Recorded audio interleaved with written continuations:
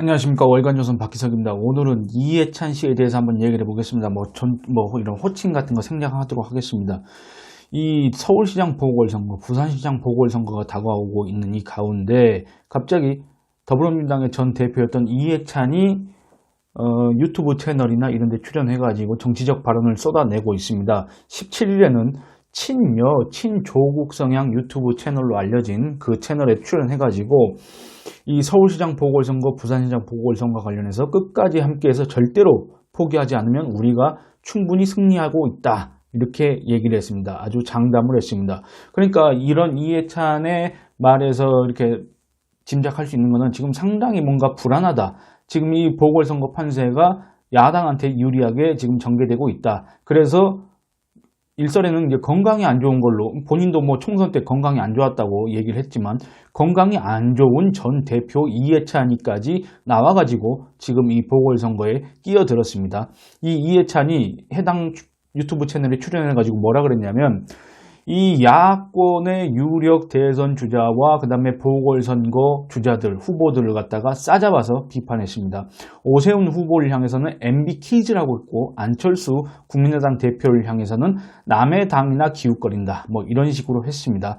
그리고 이 서울시장 보궐선거, 부산시장 보궐선거에 대해서는 재집권까지 나아가게 하는 징검다리가 되는 중요한 선거이기 때문에 도움이 되기 위해 나왔다. 이렇게 얘기를 했습니다. 글쎄, 근데 이해찬이 들어오는 게, 이해찬이 이 보궐선거 판에 참여를 하는 게 과연 더불어민주당에 도움이 될까? 이 더불어민주당 표를 올리는데 과연 어떤 긍정적인 기여를 할까? 아니면 표 떨어뜨리는 일만 하고 다닐까? 그거 솔직히 좀 의문이 듭니다. 일단은 이 사람이 무슨 얘기를 했는지 한번 살펴보도록 하겠습니다. 이 오세훈 국민의힘 서울시장 후보, 이 내곡동 처가 땅이 보금자리 지구로 지정될 때 뭐 관여를 했느냐 안 했느냐, 이제 그런 얘기를 갖다가 박영선 후보 캠프 측에서 제기를 했지 않습니까? 이거에 대해서 이해찬이는 시 행정을 하려고 시장이 된 게 아니고 시 이권을 잡으려고 시장을 했다. MB가 정권을 잡으려고 한 게 아니고 이권을 잡으려고 한 거 아니냐. 그러면서 말하자면 이거는 소매상이고 MB는 재벌이고 그 차이가 있는 거다. 그러니까 오세훈은 규모가 작은 소매상, 이명박 전 대통령은 재벌, 뭐 이런 식으로 비하를 해가면서 그 규모를 떠나서 심보는 똑같다. 처가가 그린벨트를 풀어 보상금 36억 원을 받았는데 용적률까지 더 주면 이익이 10배 더 올라간다. 자기가 다 해먹었으니 사실상 자영업자. 이렇게 얘기를 한 겁니다. 글쎄, 근데 솔직히 좀 이걸 보고 좀 이해가 안 되는 게, 이 오세훈 후보의 처가 땅 의혹과 무관하게, 해당 의혹의 내용과 무관하게, 그리고 또 진위 여부와 무관하게 이미 보금자리 지구로 지정돼서 보상금 36억 원을 받은 거는 사실인데, 보상금을 받았는데 무슨 용적률 얘기가 나오고 용적률을 올려주면 이득이 더 10배가 올라가니 어떻게 이런 얘기를 합니까? 이 자기 당에서 제기한 의혹, 자기 당의 서울시장 후보가 제기한 의혹, 거기에 대해서 무슨 내용 파악이 지금 안 된 겁니까? 아니면 뭔가 헷갈린 겁니까? 무슨 이런 소리를 합니까? 어떻게 그 내용도 모르고 아무리 유튜브 채널이지만 여기 나와가지고 이렇게 떠들어댈 수가 있습니까? 이것도 심지어는 그냥 어떤 평범한 사람이 나와서 한 것도 아니고 국회의원을 몇 번 했습니까? 이 사람이 7번인가 했고 국무총리도 했고 집권 여당의 대표까지 한 사람이 의혹 내용도 모르고 나와가지고 뭐 용적률이니 이익이 10배 올라가느니 이런 소리를 하고 있는 겁니다. 그리고 안철수 국민의당 후보 대표하고 관련해서는 이렇게 얘기합니다. 남의 당이나 기웃거리긴 한다. 뿌리가 있는 생화야말로 생명력이 있지 뿌리 없는 조화는 향기가 나지 않는다. 꽂아놨다 버리면 그만이다. 그러니까 안철수 대표에 대해서는 거의 뭐 쓸모없는, 때에 따라서 꽂았다 버렸다 이렇게 할 수 있는 조화다. 이런 식으로 이제 비하를 했다는 겁니다. 그리고 부산시장 보궐선거에 출마한 박형준 국민의힘 후보에 대해서는 언급할 거리도 안 된다. 이렇게 일축했습니다. 이해찬은 또 윤석열 검찰총장, 전 검찰총장, 야권의 대선주자 1위, 그 다음에 뭐 일부 여론조사에서는 뭐 대선주자 지지율 1위를 기록했고, 뭐 오늘 나온 여론조사를 보니까 또 뭐 이재명 경기지사와 거의 뭐 1, 2위 이렇게 다투고 있는데, 이 윤 전 검찰총장에 대해서는 이렇게 얘기합니다. 제대로 된 법률가가 아니다. 무얼 하든 개의치 않지만 정치를 한다면 땡큐다. 검사가 아니라 깡패의 언어다. 글쎄, 이 이해찬 모르겠습니다. 다른 평가 제대로 된 법률가가 아니다. 뭐 정치를 한다면 땡큐다. 정치를 하면 왜 땡큐인지 모르겠습니다. 윤석열을 이길 자신이 있는지 더불어민주당에. 근데 왜 그렇게 못 살게 굴었습니까? 그러면 그게 이해가 되지 않습니다. 제대로 된 법률과 이런 평가를 떠나서 가장 황당한 거는 이 이해찬이가 남의 언어에 대해서 지적할 자격이 있는 사람인가? 거기에 대해서 의문이 들 수밖에 없습니다. 여러분도 아마 익숙하실 겁니다. 이해찬이가 장애인 비하를 많이 했습니다. 뭐라 했습니까? 정치권에는 저게 정상인가 싶을 정도로 정신장애인들이 많다. 또 선천성 장애인들은 의지가 약하다. 이런 식으로 얘기를 했습니다. 글쎄, 그러면 이거는 그러면은 전직 국무총리의 언어입니까? 집권 여당 대표의 언어입니까? 아니면 이해찬이가 대선에 나가려고 2007년도 대선에 나가려고 경선에 뛰어들었지 않습니까? 그러면 이게 한때 대권을 꿈꿨던 정치인의 언어입니까? 뭐? 그리고 이 사람 뭐라 했습니까? 박원순 장례식 때 이제 기자들이 그 사람한테 물었지 않습니까? 그랬더니 이해찬이가 뭐라 했습니까? 후레자식이라고 했습니다. 후레자식. 이게 지금 언어라고 하기도 솔직히 민망합니다. 이런 욕설을 해놓고 남의 언어를 갖다가 깡패 언어다? 이렇게 얘기를 합니까? 정말 어처구니가 없습니다. 그리고 저는 또 이해가 되지 않는 게 이 사람은 원죄가 있습니다. 무슨 원죄가 있느냐? 지금 서울시장 보궐선거가 지금 이제 앞두고 있지 않습니까? 그런데 이 이해찬이 더불어민주당 대표일 때 뭐라 했습니까? 서울을 향해서 뭐라 했습니까? 서울은 천박한 도시다. 천박한 도시다 이겁니다. 교양 없고 쌍스러운 도시가 바로 이 서울이다. 그 서울 시민들이 지금 보궐선거를 앞두고 있는데 그 와중에 더불어민주당 후보가 뒤지고 있다 그겁니다. 여론조사 결과로는 오세훈, 안철수 그 누가 나와도 양자 대결시에는 박영선을 이긴다. 또 일부 여론조사에서는 안철수, 오세훈, 박영선 이렇게 3자 대결을 해도 안철수나 오세훈이 이긴다. 뭐 이런 결과도 있었지 않습니까?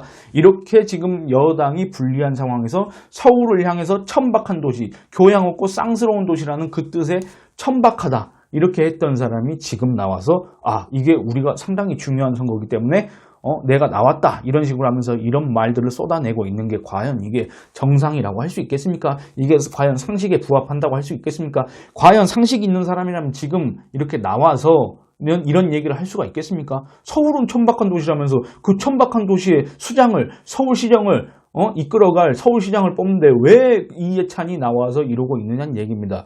그리고 또 국민적 분노를 산 지금 LH 투기 의혹이 있지 않습니까? 이거에 대해서도 좀 어처구니가 없습니다. LH 토지 분양권 문제까지 생기는 바람에 국민들이 분노하고 허탈해 하는데 이런 일이 생기는 것은 어쩔 수 없다. 이런 취지로 얘기를 했습니다. 어쩔 수 없다? 어쩔 수 없다는 게 뭡니까? 이게 대체 아까 제가 얘기한 것처럼 한때 총리를 냈고 한때 대선 출마, 대권을 염두에 뒀었고 집권 여당의 대표를 했다는 사람 입에서 그런 인간의 입에서 나올 만한 얘기입니까? 어쩔 수 없다니. 정말 무책임한 발언 아닙니까?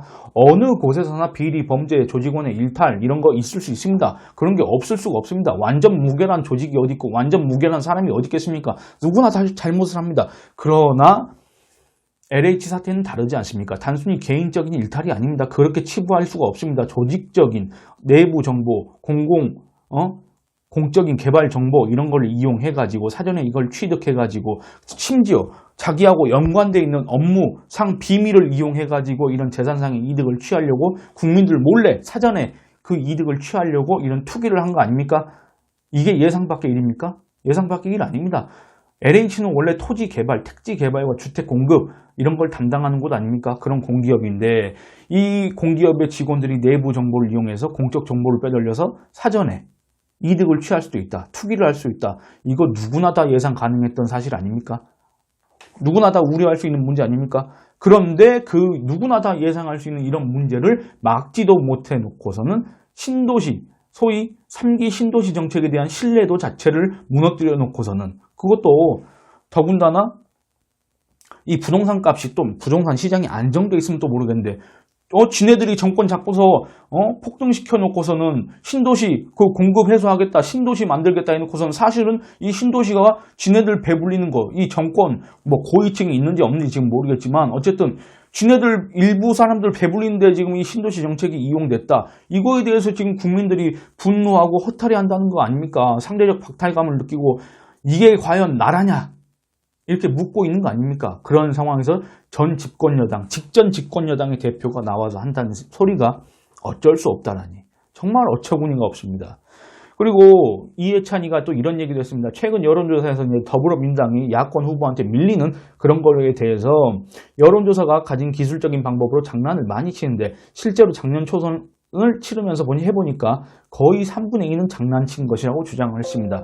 이거에 대해서는 제가 좀 할 말이 있습니다. 뭐냐면 제가 기사를 하나 쓴 적이 있었습니다. 이 더불어민주당과 미래통합당 총선 당시에 그 여론조사 지지율과 실제 득표율을 한번 비교를 해봤습니다. 그걸 봤더니 총선 직전 발표된 여론조사상 정당 지지율과 총선 때 득표율은 상당히 거리가 먼 수치였습니다.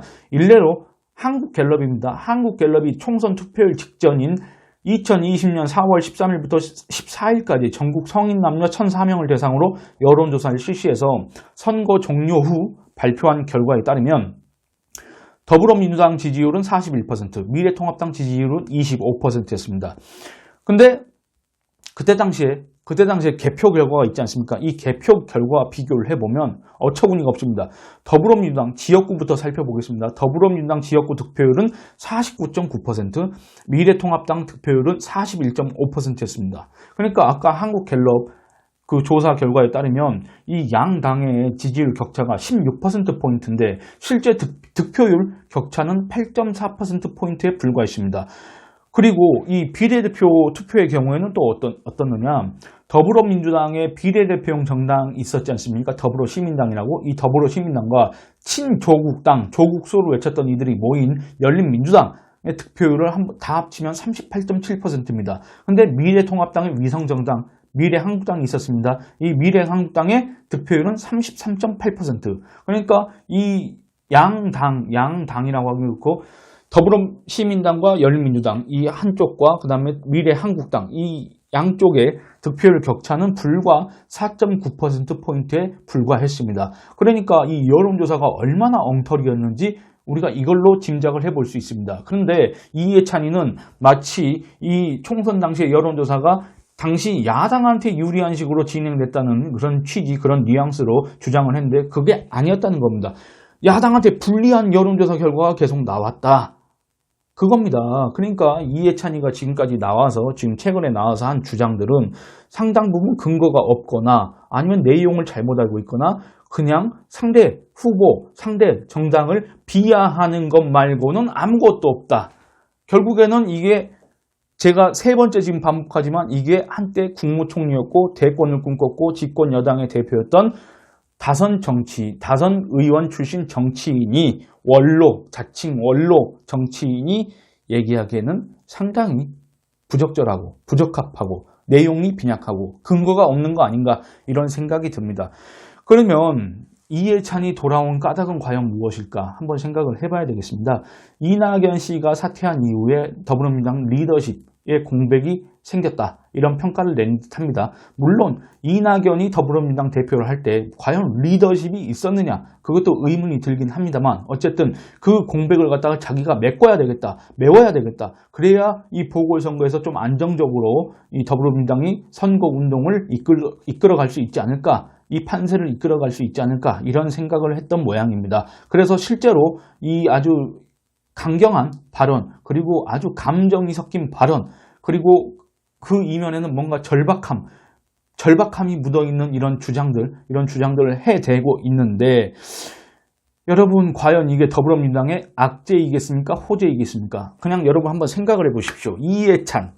이해찬이 돌아왔다. 어떻습니까? 느낌이, 기분이 어떻습니까? 왠지 더불어민주당 표 떨어지는 소리가 들리는 것 같습니다. 과연 더불어민주당 사람들은 이해찬이 돌아오는 걸, 이해찬의 복귀를 반길까? 꺼릴까? 궁금하기만 합니다. 오늘 이만 줄이겠습니다. 감사합니다.